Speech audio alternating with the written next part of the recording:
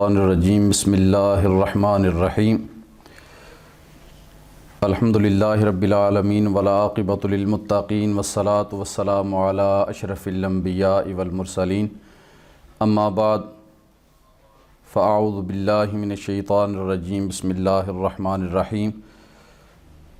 لقد کان لکم فی رسول اللہ اسوۃ حسنہ صدق اللہ مولانا العظیم سیدنا کریم صلی اللہ علیہ وآلہ وسلم۔ تو دو لیکچر آپ حضرات نے کل سماعت فرما لیے تھے، تو آج ویسے تو تیسرا لیکچر ہے لیکن میرا پہلا ہے، تو اس حوالے سے میں سب سے پہلے جناب محترم ڈاکٹر محمد نعیم الدین الازہری صاحب کو اپریشیٹ کرنا چاہوں گا کہ جنہوں نے یہ خوبصورت پروگرام جو ہے وہ ترتیب دیا ہے۔ اس سے پہلے بھی آپ نے اس قسم کے مفید اور کارآمد لیکچرز کا اہتمام کیا اور وہ بڑی خوبی سے پایہ تکمیل تک پہنچے، تو یہ بھی سیرت النبی صلی اللہ علیہ وآلہ وسلم کے حوالے سے بہت خوبصورت اور معلوماتی پروگرام ہے، اور بالخصوص اس میں چونکہ حضرت ضیاء الامت رحمۃ اللہ تعالیٰ علیہ کی شہرا آفاق تصنیف سیرت ضیاء النبی جو ہے وہ منتخب کی گئی ہے، تو اس حوالے سے اس کے افادے میں مزید اضافہ ہو جاتا ہے۔ تو میرے ذمے ہندوستان کی تاریخ صفحہ نمبر 163 سے لے کے 227 تک جلد اول یہ ہے۔ تو اس حوالے سے میں سب سے پہلے یہ گزارش کرنا چاہوں گا کہ حضرت ضیاء الامت رحمۃ اللہ تعالیٰ علیہ نے سیرت النبی کو بیان کرنے سے پہلے پہلی جلد کے اندر جو ہے وہ اس دور کی جو بڑی بڑی تہذیبیں تھیں، قدیم تہذیبیں تھیں، ان کا مختصر مگر جامع تذکرہ کیا۔ اس کے علاوہ جو بڑی بڑی اور قدیم تحریکیں تھیں جو کہ مذہب کا درجہ اختیار کر چکی تھیں، ان کا بھی مختصر مگر جامع تذکرہ جلد اول کے اندر بیان کیا ہے، اور اس کا مقصد یہ تھا کہ موازنہ کیا جائے قدیم تہذیبوں کا اسلام کے ساتھ، کیونکہ وہ کہا جاتا ہے کہ الاشیاء تعرف بالازداد، کہ جو چیزیں ہیں وہ ازداد کے ساتھ پہچانی جاتی، تو جب ضد سامنے آتی ہے تو جو اصل ہوتا ہے اس کی اصلیت مزید واضح ہو جاتی، اور اس لیے حضرت ضیاء الامت رحمۃ اللہ تعالیٰ علیہ نے کمپیریزن کے طور پر، موازنے کے طور پر جلد اول کے اندر بڑی بڑی تہذیبوں اور تحریکوں کا اور جو سپر پاورز تھیں اس دور میں ان کا تذکرہ کیا، اور ان کے حالات ہر حوالے سے جو ہے وہ جلد اول کے اندر بیان کیے، تاکہ سیرت النبی صلی اللہ علیہ وآلہ وسلم ویسے ہی خوبصورت ہے، لیکن جب کمپیریزن ہوگا تو اس خوبصورتی کا نکھار مزید واضح ہو کے ہمارے سامنے آئے گا، اور جب قاری ان ظلمتوں سے، ان اندھیروں سے گزر کر روشنی تک پہنچے گا تو وہ روشنی اسے اور بھی زیادہ خوبصورت لگے گی، اور وہ مزید اس کی طرف بڑھتا چلا جائے گا۔ تو ہندوستان، یہ جس طرح کہ ڈاکٹر صاحب نے ابھی ارشاد فرمایا کہ ہندوستان چونکہ ہمارا اپنا علاقہ ہے اور ہم اسی علاقے میں رہتے ہیں، ہمارے آباء و اجداد اسی علاقے میں بستے رہے ہیں، تو اس کی تاریخ ہمارے لیے اس حوالے سے بھی زیادہ جو ہے وہ انٹرسٹنگ ہوگی۔ اس کو جاننا، اس کو پڑھنا، اس کو سننا، یہ ہمارے لیے مزید نفع کا باعث بھی ہوگا اور ہمارے لیے یہ انٹرسٹنگ بھی ہوگی۔ تو حضرت ضیاء الامت رحمۃ اللہ تعالیٰ علیہ نے ہندوستان کی تاریخ کا جب ذکر کیا صفحہ نمبر 165 سے، تو آپ نے پہلے اس میں یہ ذکر کیا کہ ہندوستان کی تاریخ دو حصوں میں تقسیم ہو جاتی، ایک ہے 1920 سے پہلے۔ 1920 سے پہلے ہندوستان کی تاریخ کے حوالے سے جو تاریخ دان تھے، محققین تھے، ان کا یہ نظریہ تھا کہ ہندوستان کے اس علاقے کے اندر جو ہے وہ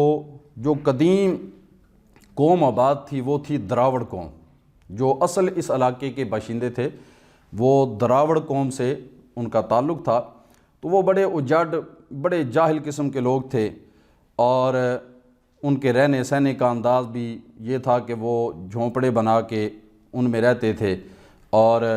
درختوں کے پتوں کے اوپر اشیاء رکھ کے ان کو کھاتے تھے۔ آج بھی ہندوستان کی بعض ریاستوں میں یہ رواج ہے کہ وہ درختوں کے بڑے بڑے پتے اتار کے، یہ کیلے وغیرہ کے، تو ان کے اوپر اپنے کھانے رکھ کے کھاتے ہیں۔ تو وہ قوم آباد تھی، اور محققین یہ کہتے تھے کہ ہندوستان میں جہالت اور اس قسم کی کوئی تہذیب و ثقافت کا کوئی نام و نشان تک نہیں تھا۔ لیکن پھر 1920 آیا، اور 1920 میں سندھ میں موہنجو داڑو کے مقام پر اور پنجاب میں ہڑپا کے مقام پہ جو ہے وہ سر جان مارشل کی زیر نگرانی جو ہے وہ محکمہ آثار قدیمہ سروے سوسائٹی آف انڈیا نے کھدائی کروائی ہڑپا کے مقام پر اور موہنجو داڑو کے مقام پہ۔ تو جب وہاں کھدائی ہوتی ہے 1920 میں، تو وہاں سے جو آثار ملتے ہیں ان پر تحقیق ہوتی ہے، تو پھر پتہ چلتا ہے کہ ان علاقوں میں تو کوئی بہت جدید قسم کی تہذیب اس وقت موجود تھی، اور وہاں کے جو آثار تھے اور وہاں سے جو چیزیں برآمد ہوئیں اور وہاں کے مکانات اور ان کی گلیاں، ان کے محلے، ان کے برتن اور ان کے سکے، یہ ساری چیزیں جو وہاں کھدائی کے دوران سامنے آئیں، تو پھر پتہ چلا کہ ہندوستان میں کم از کم ان علاقوں میں حضرت ضیاء الامت نے لکھا ہے کہ میلوں سینکڑوں میل کے علاقے پھیلے ہوئے تھے، تو کم از کم ان 2 علاقوں میں کوئی جدید تہذیب اس دور میں موجود رہی ہے۔ اور سر جان مائیکل لکھتا ہے کہ ان علاقوں کی تہذیب اور رہن سہن کو جب ہم 19ویں صدی کے یورپ سے کمپیریزن کرتے ہیں تو ہمیں محسوس ہوتا ہے کہ یورپ سے بھی بہترین نظام ان علاقوں میں کسی دور میں موجود رہا ہے۔ تو اس تحقیق نے، اس کھدائی نے ہندوستان کی تاریخ کو بالکل تبدیل کر کے رکھ دیا، اور محققین اور تاریخ دانوں کے نظریات بالکل بدل گئے۔ تو پھر حضرت ضیاء الامت رحمۃ اللہ تعالیٰ علیہ نے گرولیر انسائکلوپیڈیا کے حوالے سے سر جان مائیکل کی تحریروں کا تذکرہ یہاں پہ کیا ہے کہ اس نے پھر کھدائی کروائی 1920 میں، اور جو کچھ کھدائی کے دوران تحقیقات اس کے سامنے آئیں اور اس نے تحقیق کی، غور و فکر کیا، اشیاء پر جدید تحقیق ہوئی، تو اس نے جو ہے وہ اپنے ان تحقیقات کو جو ہے وہ بیان کیا۔ تو اس نے کہا کہ وہاں کھدائی کے دوران ہمیں بہت سے گھروں میں کنویں اور غسل خانے ملے، اور وہاں گندے پانی کے اخراج کا بڑا خوبصورت اور بڑا بہترین نظام تھا، باقاعدہ نالیاں بنائی گئی تھی، اور ان کے اوپر نالیوں کے اوپر بھی چھت ڈالا گیا تھا، اور جگہ جگہ پہ سوراخ رکھے گئے تھے ان کو صاف کرنے کے لیے، جس طرح کہ آج کے جدید 21ویں صدی میں ہمارے بڑے بڑے شہروں میں جو اس طرح کے ڈریننگ سسٹم بنائے جاتے ہیں۔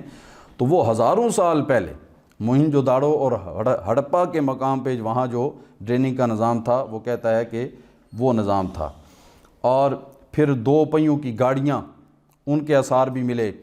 اور ان کے جو برتن تھے بڑے نقش و نگار والے، بڑے خوبصورت ان پہ نقش و نگار، اور ان کے جو استعمال کے سکے جو بطور کرنسی وہ استعمال کرتے تھے وہ بڑے اعلیٰ قسم کے تھے، اور سونے چاندی کے زیورات بڑے نقش و نگار والے۔ تو یہ ساری چیزیں وہاں سے برآمد ہوئیں۔ تو اس نے کہا کہ ہمیں پتہ چلا کہ یہاں کوئی بڑی جو ہے وہ تہذیب یافتہ قوم آباد رہی ہے۔ اور پھر اس نے لکھا کہ زراعت اس علاقے کا جو ہے وہ لوگوں کا پیشہ رہا تھا، دریائے سندھ کے جو ہے وہ قریب جو لوگ آباد تھے، تو وہ زراعت ان کا پیشہ تھا جس سے وہ اپنی روزی روٹی کا انتظام کرتے تھے، اور اسی سے کپڑے بنا کے بڑے بڑے جو ہے وہ دور دراز کے ممالک تک وہ سپلائی کرتے تھے۔ اور پھر ماتا دیوی کی وہ پوجا کرتے تھے، یعنی عبادت کے حوالے سے اس نے جو اپنا جو ہے وہ تحقیقات کی روشنی میں بیان کیا کہ اس علاقے کے لوگ ماتا دیوی کی پوجا کرتے تھے جو ان کی زمینوں کی زرخیزی کا باعث بنتی تھی، اور وہ اس کے نام کی قربانی کرتے تھے، جانور قربان کر کے، تو جانور کا خون اس دیوی کے چرنوں کے اوپر وہ پھینکتے تھے، اور اس کا گوشت جو ہے وہ برہمن جو ہے وہ لے اڑتے تھے، تو اس طرح وہ اپنی عبادت کرتے تھے۔ تو پھر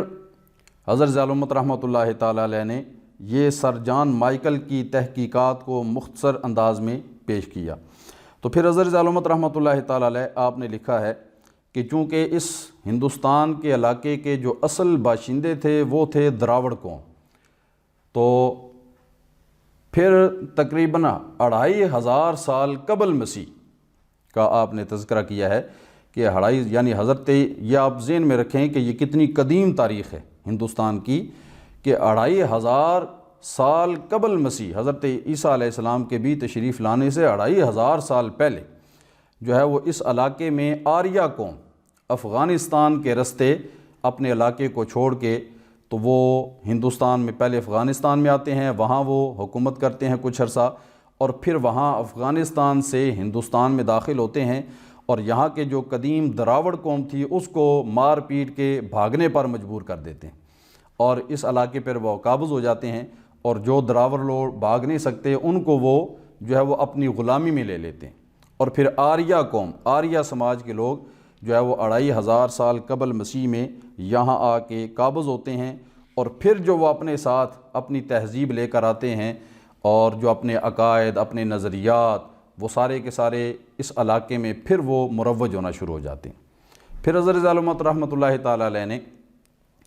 ضیاء النبی کی اس جلد میں ہندوستان کا تذکرہ کرتے وقت ایک مسلمان محقق ابو ریحان محمد بن احمد البیرونی، ان کی تحقیقات کو جو ہے وہ ان سے بڑا استفادہ کیا ہے، اور البیرونی کی جو تحقیقات تھیں، کیونکہ البیرونی جو تھے وہ جب اسلام اس علاقے میں آیا محمد بن قاسم کے آنے کے بعد، تو البیرونی جو ہے وہ جو اللہ تعالیٰ نے فسیروا فی الارض کا حکم ارشاد فرمایا ہے، تو اس کی روشنی میں تحقیق کی خاطر جو ہے وہ تقریباً آج سے 1000 سال پہلے جو ہے وہ اس علاقے میں ہندوستان کے علاقے میں آئے، اور یہاں انہوں نے 15 سال تحقیق کرتے ہوئے گزار دی۔ تو البیرونی نے یہاں 15 سال گزارے اور اس علاقے کو قریب سے دیکھا، ہر چیز کو غور سے دیکھا، اور پھر ایک کتاب اپنی تحقیقات پر ایک مرتب کی جس کو انہوں نے تحقیق ما للہند کا نام دیا۔ تو حضرت علامت رحمۃ اللہ تعالیٰ علیہ نے البیرونی کی اس کتاب تحقیق ما للہند سے جو ہے وہ بہت سی چیزیں نقل کی۔ تو البیرونی نے اپنی کتاب کے اندر جو ہے وہ اس علاقے کے بارے میں انہوں نے لکھا کہ میں اس علاقے میں آیا تو میں نے 15 سال اس علاقے میں گزارے، اور ان 15 سال کے عرصے میں میں نے بھرپور کوشش کر کے ان کی جو سنسکرت زبان تھی آریہ سماج کی، اس پہ میں نے عبور حاصل کیا، اور پھر میں نے آریہ لوگوں کی جو سنسکرت زبان تھی اور ان کی جو کتابیں تھیں ان کو بھی میں پڑھنے کے قابل ہوا، اور چند کتابوں کی وہ کہتے ہیں میں نے عربی میں ٹرانسلیشن بھی کی، اور پھر ان کی ساری جو چیزیں تھیں ان کو البیرونی نے دیکھا۔ تو وہ لکھتے ہیں کہ میں یہاں پر آیا تو میں نے تحقیق کی، تو اس تحقیق کے دوران چند رکاوٹیں بھی میرے سامنے آئیں۔ سب سے بڑی رکاوٹ میرے سامنے زبان کی تھی کہ ان کی زبان سنسکرت تھی، اور جو بالکل ہی ہماری زبان کے الٹ تھی کہ سنسکرت جو ہے وہ بائیں سے دائیں جانب لکھی جاتی ہے، اور عربی زبان جو ہے وہ دائیں سے بائیں جانب لکھی جاتی ہے۔ تو وہ کہتے ہیں سب سے پہلی رکاوٹ تو زبان کی تھی، اور دوسری رکاوٹ پھر مذہب تھا کہ یہ مسلمان تھے اور جو سنسکرت والے تھے وہ ہندو مت تھے، تو یہ کہتے ہیں وہ زبان، یہ مذہب کا تفاوت بھی بہت بڑی رکاوٹ تھی میری۔ اور تیسری تھی کہ یہاں جو آریہ نسل کے لوگ تھے وہ بڑے جو ہے وہ اپنے آپ کو عظیم سمجھتے تھے، اور اپنے مقابلے میں کسی کو بھی وہ خاطر میں نہیں لاتے تھے۔ تو کہتے ہیں یہ بھی میرے سامنے بڑی رکاوٹ تھی کہ وہ کسی سے بحث و مباحثہ کے لیے تیار نہیں ہوتے تھے کہ آپ لوگ جاہل ہیں، آپ ہمارے ساتھ کیسے بحث کر سکتے ہیں، اور نہ وہ کھلم کھلا مناظرہ کرتے تھے اور نہ وہ بیٹھ کر بات چیت کرنے کے لیے تیار ہوتے تھے۔ تو کہتے ہیں کہ تحقیق میں یہ چیز بھی میرے سامنے بڑی رکاوٹ آئی۔ اور پھر ایک اور بڑی رکاوٹ تھی کہ محمد بن قاسم چونکہ سندھ پر حملہ آور ہو چکے تھے اور یہاں پہ وہ 3-4 سال رہ کر بھی گئے تھے، تو اس حوالے سے بھی وہ مسلمانوں سے نفرت کرتے تھے، اور وہ مسلمانوں سے نفرت کرتے ہوئے وہ کسی مسلمان کے قریب یا اس کو قریب نہیں ہونے دیتے تھے۔ تو یہ بھی ایک بہت بڑی رکاوٹ تھی۔ بہرحال البیرونی نے 15 سال اس علاقے میں رہ کر تحقیق کی اور تحقیق ما للہند کے نام سے اپنی کتاب لکھی، تو حضرت ضیاء الامت رحمۃ اللہ تعالیٰ علیہ نے اس کتاب کے حوالے سے پھر آگے ذکر کیا ہے کہ البیرونی نے جو تحقیق کی اور اس علاقے کے لوگوں کا جو عقیدہ البیرونی نے دیکھا، تو اس کو البیرونی بیان کرتے ہیں کہ اس علاقے کے جو خواص تھے، یعنی جو آریہ لوگوں کے اور دراوڑ قوم کے جو سرکردہ علماء تھے، ان کے پنڈت پروہت وغیرہ، ان کا عقیدہ جو ہے وہ اللہ تعالیٰ کے بارے میں کیا تھا۔ تو البیرونی لکھتے ہیں کہ وہ اللہ تعالیٰ کے بارے میں یہ سمجھتے تھے وہ یکتا ہے، وہ ازلی ہے، نہ اس کی کوئی ابتدا ہے نہ اس کی کوئی انتہا ہے، اور وہ اپنی ذات میں مختار کل ہے، ہر قدرت کا مالک ہے، دانا ہے، خود زندہ ہے، دوسری چیزوں کو زندہ کرنے والا ہے، مدبر ہے۔ یعنی مسلمانوں کا جو عقیدہ ہے اور سابقہ انبیاء اللہ تعالیٰ کی ذات کے بارے میں جو عقیدہ بیان کرتے رہے، اور ہمارے آقا و مولا صلی اللہ علیہ وآلہ وسلم نے اللہ تعالیٰ کے بارے میں جو عقیدہ ہمیں دیا ہے، البیرونی کہتے ہیں ان کے جو علماء تھے اور خواص تھے ان کا وہی عقیدہ تھا اللہ تعالیٰ کے بارے میں۔ لیکن پھر جب وقت گزرتا چلا گیا تو یہ توحید والا عقیدہ اور اللہ تعالیٰ کو ایک ماننے والا عقیدہ، اس میں پھر جب عوام شامل ہوئے تو یہ عقیدہ بگڑنے لگا، اور انہوں نے جو بھی عظیم چیز ان کو نظر آتی اور جو بھی طاقتور چیز ان کو نظر آتی، وہ اس کو بھی کہتے کہ یہ بھی الہ ہے، اور پہلے انہوں نے اس کو صرف الہ کہا، پھر آہستہ آہستہ ان چیزوں کی عبادت شروع کر دی۔ پہاڑ کو دیکھا کہ یہ اتنا عظیم ہے تو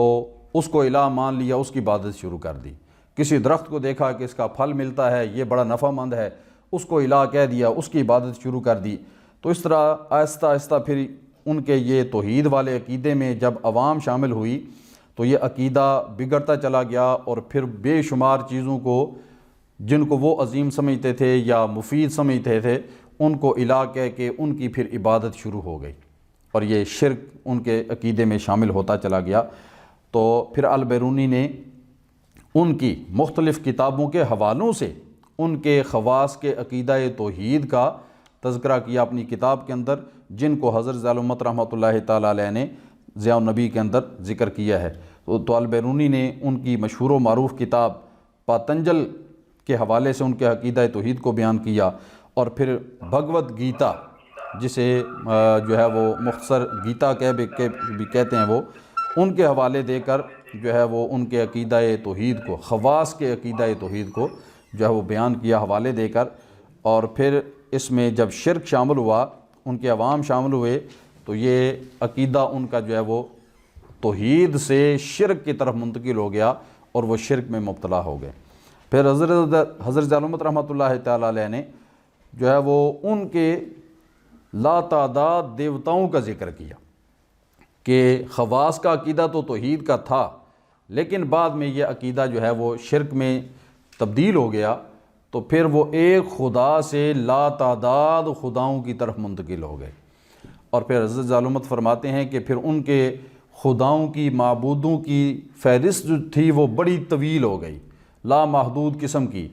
جو ہے وہ ان کی ہو گئی، تو جس میں مختلف ناموں کے ان کے دیوتا تھے، وارونا، ڈائیوس، آسورا، وشنو، سوریا، سوما ایک بوٹی تھی جنگلوں میں اگتی تھی جو بڑی نشہ آور تھی، تو وہ اس بوٹی کو لے کے اس سے وہ شراب بناتے، اس کو پیتے اور خود مست بھی ہوتے، اور پھر اس سوما کو وہ معبود بھی کہتے تھے، یعنی اس سے چونکہ وہ نشہ لیتے تھے نا، تو وہ کہتے تھے یہ بڑی کام کی چیز ہے، تو یہ بھی الہ ہے، یہ بھی خدا ہے۔ پھر اگنی دیوی بھی تھی، یعنی آگ سے بھی چونکہ وہ کام لیتے تھے کھانے پکانے کے لیے، اور سردیوں میں جو ہے اس سے تمازت حاصل کرنے کے لیے، تو وہ بھی ان کی دیوی بن گئی۔ یعنی اتنا فائدہ بھی جس چیز سے ان کو ملتا، وہ بھی ان کا جو ہے وہ دیوتا یا دیوی بن جاتی۔ تو پھر یہ فہرست جو ہے حضرت ضیاء الامت فرماتے ہیں یہ طویل ہو گئی، لا محدود ہو گئی، اور ہر ایک کا الہ دوسرے سے مختلف ہو گیا، تو ان کے لا تعداد جو ہے وہ معبود تھے جن کی فہرست بڑی طویل ہے۔ پھر ان کی الہامی کتابوں کا حضرت ضیاء الامت رحمۃ اللہ تعالیٰ علیہ نے تذکرہ کیا، یعنی ہندوستان کے اندر آریہ اور دراوڑ قوم کے اجتماع سے جو ہندو مذہب بنا تھا، ان کی جو الہامی کتابیں تھیں وہ کون کون سی تھیں۔ تو حضرت ضیاء الحمد نے لکھا ہے کہ آریہ جو تھے ان کے پاس قدیم جو ان کی مذہبی کتابیں تھیں وہ ان کے وید تھے، جن کے بارے میں ان کا یہ نظریہ تھا کہ یہ کسی انسان کا کلام نہیں ہے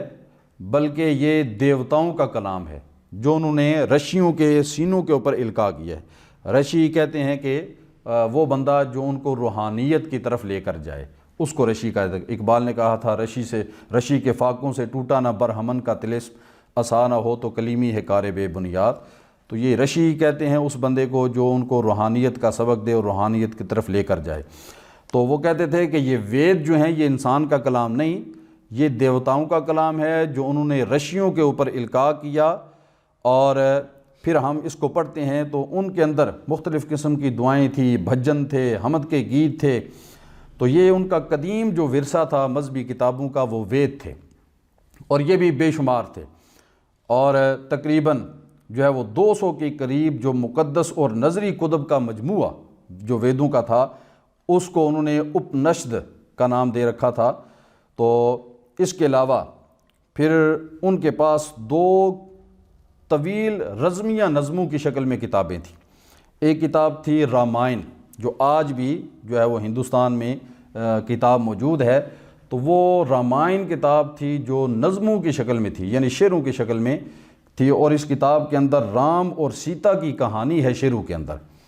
کہ رام ان کا ایک بھگوان تھا،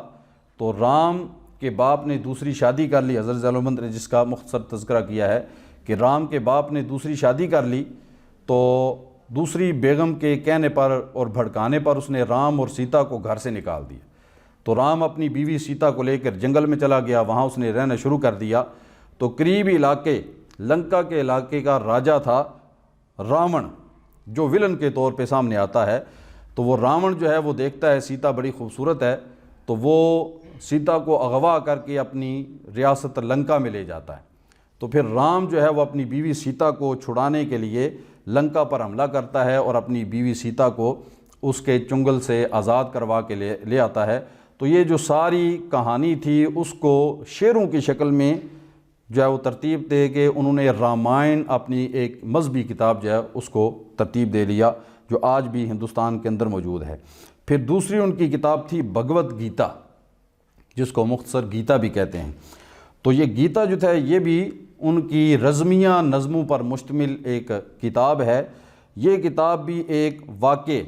کے اوپر لکھی گئی ہے، اور اس میں جو 2 کردار ہیں جو ہیرو کا کردار ادا کرتے ہیں، ان میں ایک جو ہے وہ کرشنا ہے جس کو کرن بھی کہتے ہیں، اور دوسرا ارجونا جس کو مختصر میں ارجن بھی کہتے ہیں۔ تو کرن اور ارجن کی ایک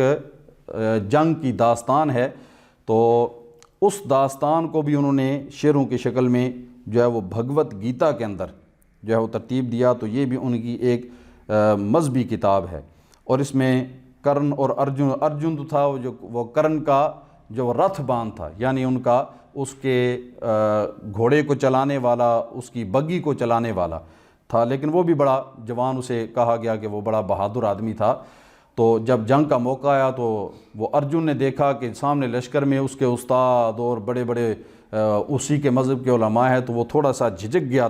ان کے ساتھ جنگ کرنے سے۔ تو کرن جو ہے وہ اس کو جو لیکچر دیتا ہے، اس کی ہمت کو بڑھاتا ہے، اسے جوش دلواتا ہے۔ تو وہ ساری یہ سٹوری کہ کرن نے کس طرح ارجن کو جو ہے وہ جنگ پر اکسایا، اس کی حوصلہ افزائی کی اور جنگ کے لیے تیار کیا، تو یہ ساری سٹوری جو ہے وہ بھگوت گیتا کے اندر موجود ہے۔ یہ ان کی مذہبی کتاب ہے۔ پھر مہا بھارت، یہ بھی ان کی ایک مذہبی کتاب ہے جس میں مختلف جنگوں کا تذکرہ ہے۔ تو یہ ان کی الہامی اور مذہبی کتابیں سمجھی جاتی ہیں۔ تو حضرت ضیاء الحمد نے لکھا کہ ویسے تو ان کے دیوتا بے شمار تھے، لیکن جو 3 دیوتا تھے ان کو بڑی فوقیت حاصل تھی۔ ایک وشنو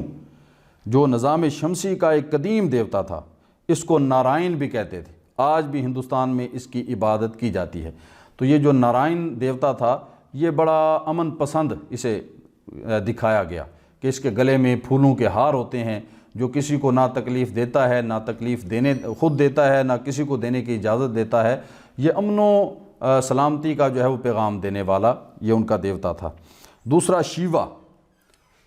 بھی ان کا ایک دیوتا تھا۔ آج بھی جو ٹی وی دیکھتے ہیں تو شیوا کے کارٹون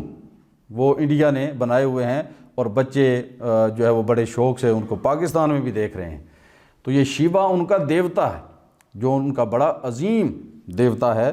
تو یہ بڑا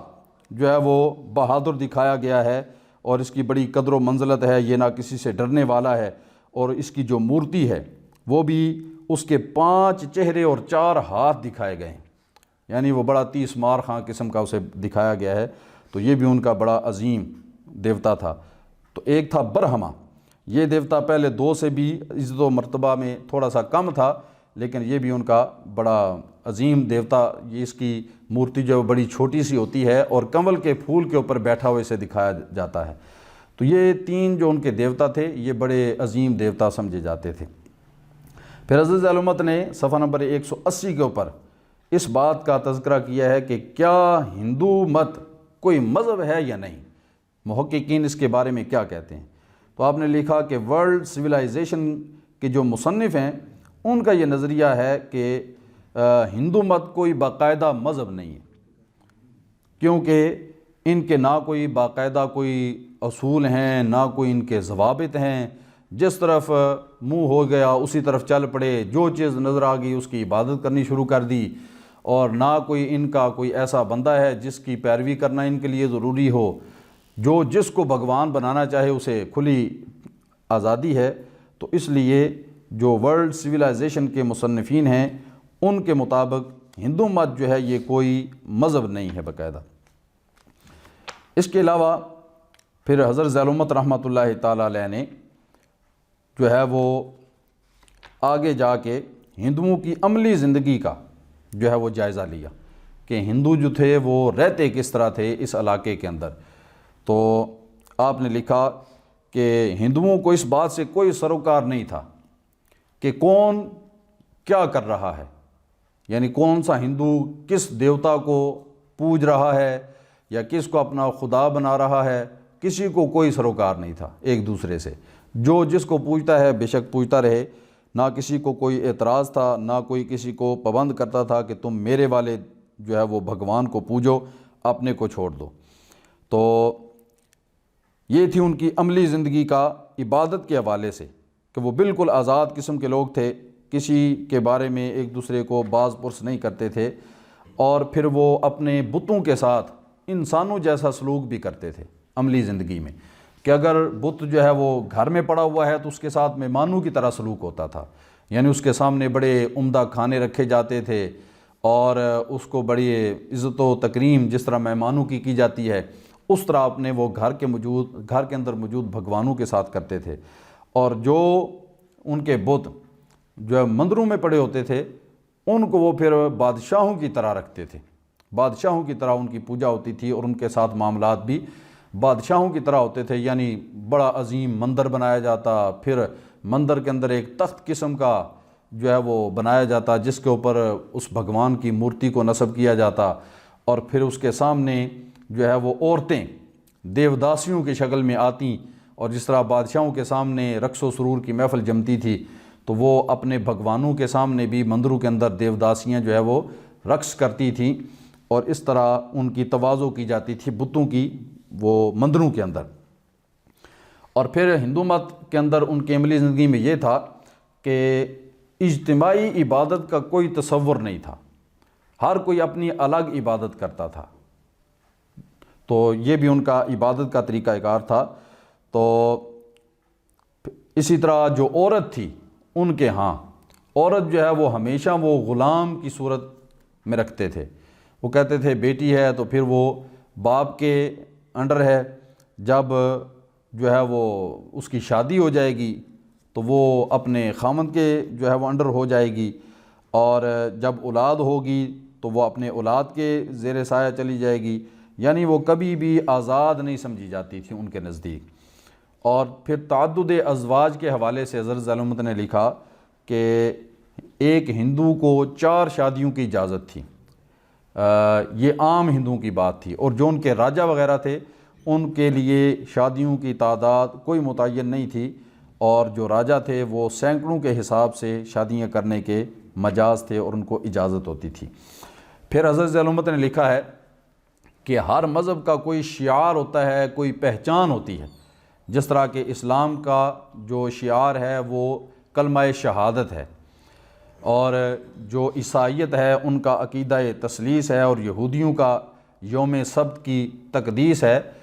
تو اسی طرح جو ہندو مت ہے ان کا شعار عقیدہ تناسخ ہے۔ عقیدہ تناسخ یہ ہے کہ وہ ہندو کا یہ نظریہ ہے کہ جب ایک انسان مرتا ہے تو اس کا جسم تو ختم ہو جاتا ہے، لیکن اس کی روح جو ہے وہ اس کے جسم سے نکل کر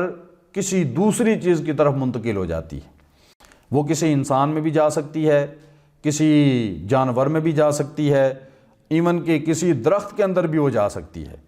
تو وہ کہتے تھے کہ اگر پہلے جیون کے اندر کسی نے نیکیاں کی ہوئی ہیں تو جب وہ مرے گا تو اس کی روح جو ہے وہ کسی اچھے انسان کے اندر منتقل ہو جائے گی، اور اگر اس نے برائیاں کی ہوئی ہیں تو اس کی روح جو ہے وہ کسی برے انسان کے اندر یا کسی جانور کے اندر منتقل ہو جائے گی، اور وہ جب دوسرا مرے گا تو پھر اس سے روح نکل کر کسی تیسرے میں چلی جائے گی۔ تو اسی طرح وہ سفر کرتی کرتی کرتی جو ہے وہ اپنی انتہا کو پہنچے گی، اور پھر وہ اگر نیک روح ہوگی تو وہ کہتے تھے کہ پھر وہ سورگ میں جائے گی، جسے وہ جنت کہتے تھے، اور اگر وہ بری روح ہوگی تو وہ نرک میں جائے گی، جسے وہ جہنم سمجھتے ہیں۔ تو وہ اس طرح یہ عقیدہ تناسخ یہ ہندو مذہب کی پہچان ہے، شعار ہے۔ تو ہر ہندو اس عقیدے پر ضرور عمل کرتا تھا، اور اس کی یہ پہچان ہوتی تھی کہ ہندو ہونے کے لیے باقی فلاں دیوتا کو مانتا ہے، فلاں بھگوان کو مانتا ہے یا نہیں مانتا، اس سے کوئی سروکار نہیں، لیکن ہر ہندو کے لیے ضروری تھا کہ وہ عقیدہ تناسخ کو ضرور مانے۔ تو یہ ہر ہندو کی پہچان تھی۔ تو پھر حضرت ذیل العلومۃ رحمۃ اللہ تعالیٰ علیہ نے آگے جا کے صفحہ نمبر 192 کے اوپر اس بات کا تذکرہ کیا ہے کہ ہندوؤں کے نزدیک جو قانون کے ماخذ تھے وہ کیا تھے۔ تو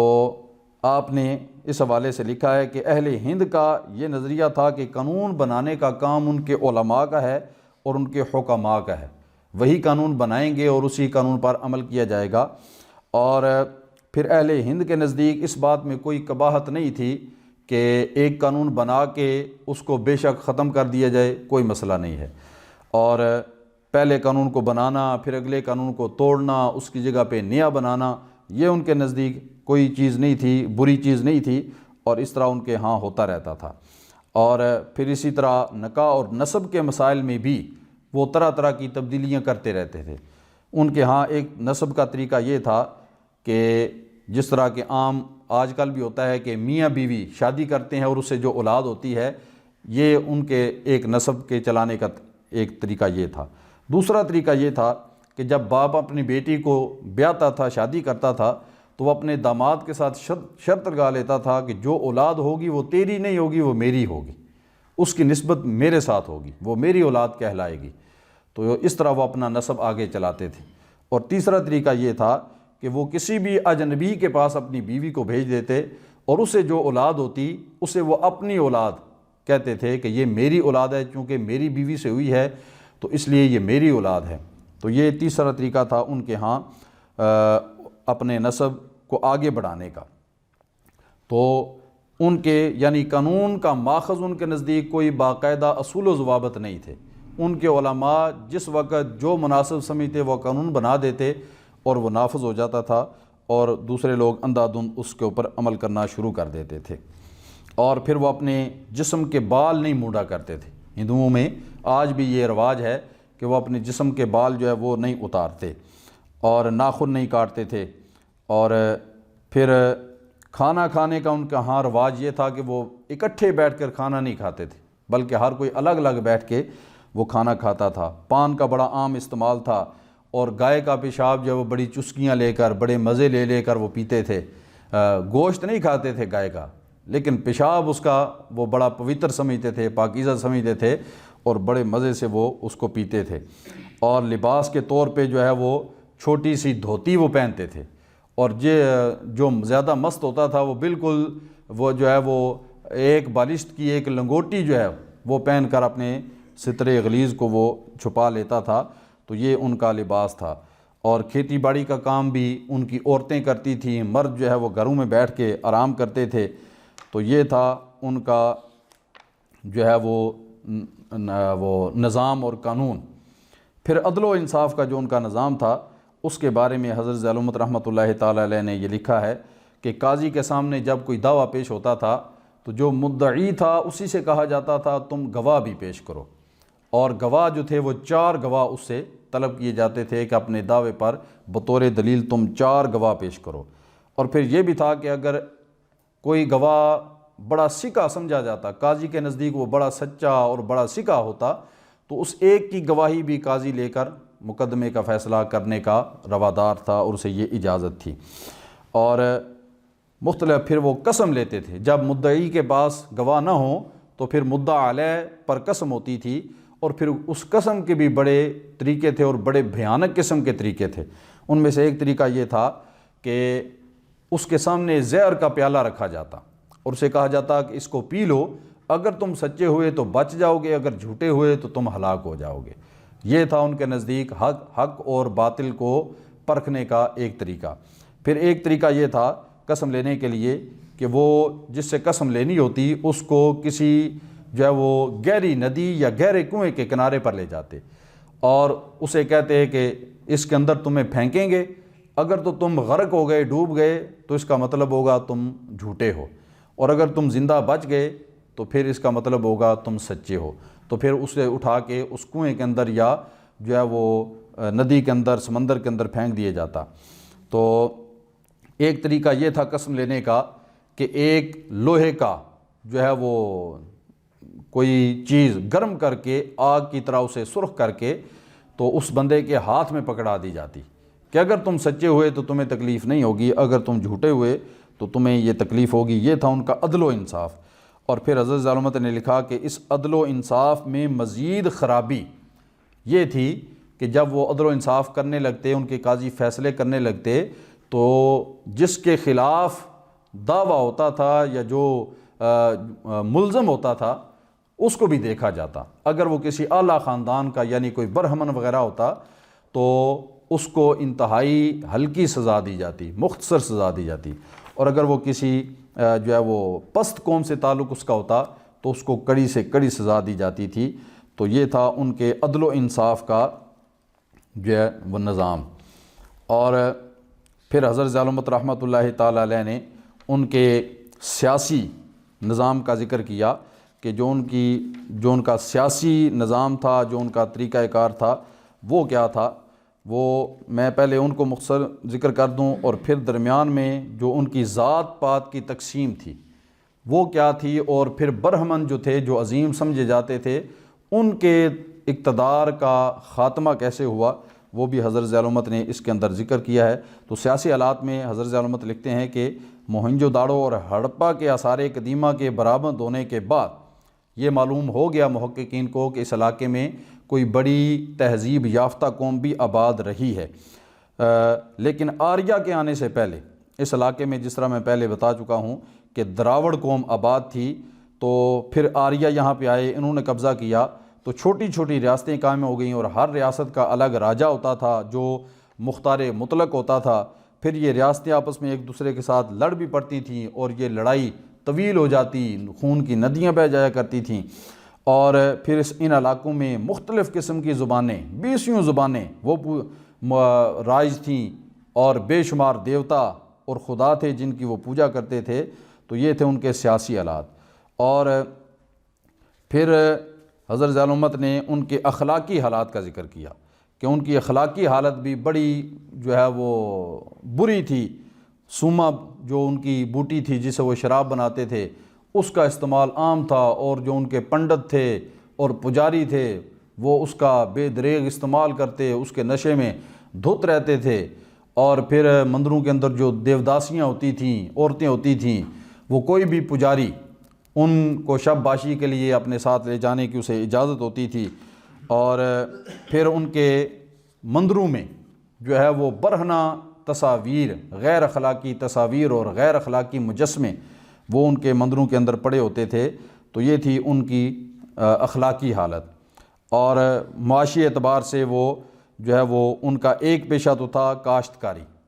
کہ وہ کاشتکاری کرتے تھے، جانور پالتے تھے، اس سے اپنا گزارا کرتے تھے، اور دوسرا تھا وہ جانوروں کا شکار کرتے جانوروں کا شکار کرتے اور ان کا گوشت خوراک کے طور پہ استعمال کرتے، ان کی کھالیں جو تھے وہ اپنے مختلف چیزیں ان سے بنا لیتے تھے۔ اور پھر جو ذات پات کے حوالے سے ان کے ہاں 4 قسم کے طبقات تھے۔ سب سے عظیم طبقہ وہ برہمن کا تھا، جسے وہ کہتے تھے کہ یہ برہما جو ان کا دیوتا ہے، ان کے سر سے یہ پیدا کیے گئے ہیں، کوئی قانون ان پہ نافذ نہیں ہوتا، یہ عرفہ و اعلیٰ لوگ ہیں اور وہ ہر چیز پر قابض ہوتے تھے اور کسی قانون کے نیچے وہ نہیں آتے تھے۔ دوسرا ان کا طبقہ تھا جو کھشتری کہلاتے تھے، ان کے بارے میں یہ تھا کہ یہ برہما دیوتا کے جو ہے وہ کندھوں سے پیدا کیے گئے ہیں، تو ان کے ذمے تھی حکومت، یعنی وہ راجہ ہوتے تھے اور حکومت کرنا ان کے ذمے تھا۔ تیسرے تھے ویش، جن کے بارے میں تھا کہ یہ برہما کے جو ہے وہ ٹانگوں سے اور ہاتھوں سے بنے ہوئے ہیں، وہ کھیتی باڑی کرتے تھے، محنت مزدوری کرتے تھے اور خوراک کا انتظام کرتے تھے۔ اور چوتھی اور سب سے گھٹیا ترین جو قسم تھی وہ تھی شودر، ان کے بارے میں یہ تھا کہ یہ برہما کے پاؤں سے بنے ہیں اور یہ انتہائی گھٹیا قسم کے لوگ ہیں، یہ نہ شہروں میں رہنے کی ان کو اجازت ہے، نہ یہ مندروں میں آ سکتے تھے، نہ وہ کسی بت کو دیکھ سکتے تھے، نہ اس کی پوجا کر سکتے تھے، نہ وہ کسی مذہبی کتاب کو پڑھ سکتے تھے، نہ اس کو سن سکتے تھے۔ حتیٰ کہ اگر کسی شودر کے بارے میں پتہ چل جاتا کہ اس کے کانوں میں کسی وید کی کسی منتر کی آواز پہنچی ہے